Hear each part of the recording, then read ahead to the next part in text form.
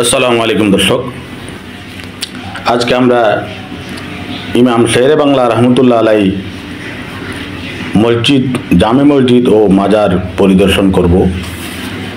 দেখুন, ইমাম শেরে বাংলা রহমতুল্লাহ আলাই জামে মসজিদের বাহিরে এবং ভিতরের অংশ।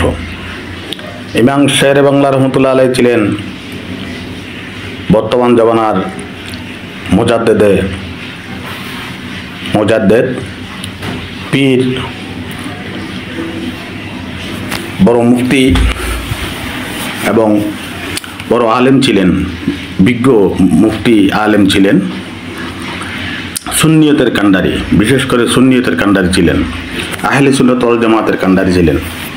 ইমাম শেরে বাংলা রহমতুল্লাহ আলাই সমাজ সেবকও ছিলেন। উনি হাটহাজারির বাসিন্দা ছিলেন।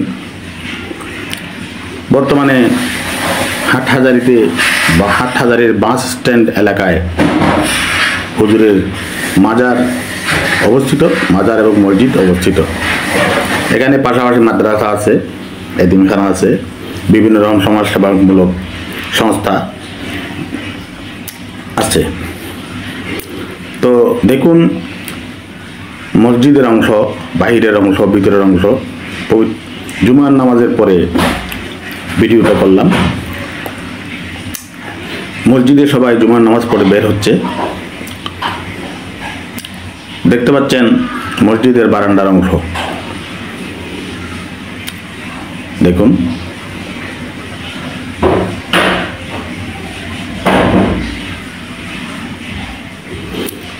উনি খতিব সাহেব বের হচ্ছেন, মসজিদের খতিব।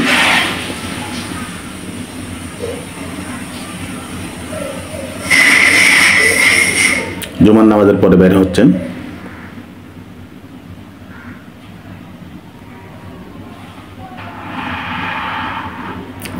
শেরে বাংলা রহমতুল্লাহ মাজার শরীফ দেখুন।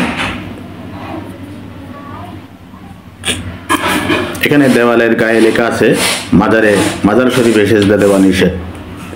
যারা মাজার শরীফে সিজদা দেয় তারা আহলে সুন্নাত ওয়াল জামাতের আকীদাদারী নয়, তারা বিধর্মী।